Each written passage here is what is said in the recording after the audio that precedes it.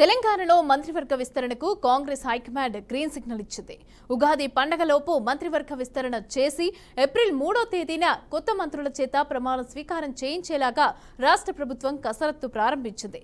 ఉగాదికి ముందు లేదంటే తర్వాత ఖచ్చితంగా విస్తరణ ఖాయం కానున్న నేపథ్యంలో కాంగ్రెస్ ఎమ్మెల్యేలతో పాటు అనుచరుల్లో కూడా ఉత్కంఠ నెలకొంది. ఇదే అంశానికి సంబంధించి పూర్తి అప్డేట్స్ మా ప్రతినిధి భాస్కర్ అందిస్తారు. భాస్కర్, ఏదో కాంగ్రెస్ ప్రభుత్వం ఇప్పటికే పూర్తి స్థాయిలో కేబినెట్ విస్తరణ మంత్రి కేబినెట్ విస్తరణపై ఫోకస్ చేసిన పరిస్థితి.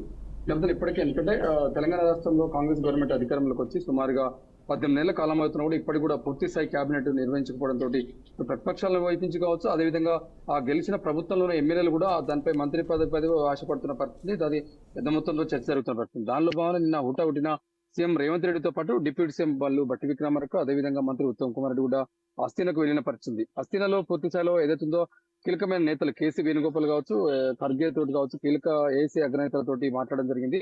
ఆ నేపథ్యంలో పూర్తి స్థాయిలో కేబినెట్ విస్తరణపై ఫోకస్ చేసిన పరిస్థితి.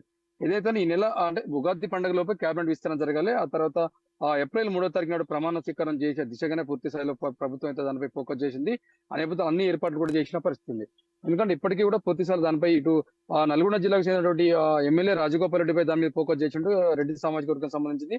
అదేవిధంగా బీసీ సామాజిక వర్గం నుంచి మక్తల్ ఎమ్మెల్యే శ్రీహరి కూడా ఫోకస్ చేసిన పరిస్థితి. అదేవిధంగా ఎస్సీ సామాజిక వర్గం నుంచి చెందినటువంటి వివేక్ వెంకటస్వామి కూడా మంత్రి పదవి ఆశిస్తున్నట్టు తెలుస్తుంది.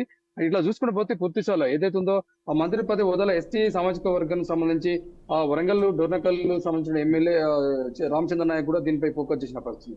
వీరంతా కూడా మంత్రి పదవిలో స్థానం లభించాలని చెప్పి పూర్తి స్థాయి ఇప్పటికే పావులు కలుగుతున్న పరిస్థితి. ఆ నేపథ్యంలో ఇటు సీఎం తోటి కావచ్చు, ఏసీ అగ్రనేతలతో ఇప్పటికే కీలక నేతల చర్చలు జరిగిన పరిస్థితి. దానిలోనే ప్రభుత్వం ఇప్పటికే దీనిపై ఫోకస్ చేసింది. ఆ వెంటనే జరగాలనే ఉద్దేశంతో దీనిపై కాంగ్రెస్ గవర్నమెంట్ సీరియస్ గా తీసుకుంటుంది. దానిలో భాగంగా నిన్న ఇవాళ ఢిల్లీలో సీఎం రేవంత్ రెడ్డితో పాటు డిప్యూటీ సీఎం బల్లు భట్టి విక్రమార్క, ఉత్తమ్ కుమార్ కూడా ఢిల్లీలో బిజీ గడుపుతున్న పరిస్థితి మనం చూస్తున్నాం.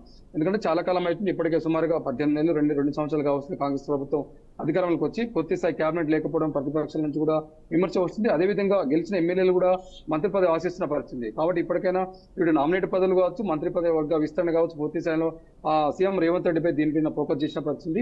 ఆ దిశగానే ప్రభుత్వం ముందు చేసిన పరిస్థితి. ఎందుకంటే ఇప్పుడు అసెంబ్లీ సెక్షన్ నడుస్తుంది కాబట్టి దీని తర్వాత తప్పకుండా కేబినెట్ విస్తరణ జరిగే అవకాశం ఉంది. కేబినెట్ లో ఎవరెవరికి ఇవ్వాలని ఇప్పటికే పూర్తిగా ఒక క్లారిటీ వచ్చిన పరిస్థితి. అయితే ఈ లిస్ట్ అంతా కూడా పూర్తిగా ఏసీ అగ్రనేతలకు సీఎం రేవంత్ రెడ్డి ఇచ్చినట్టు తెలుస్తుంది.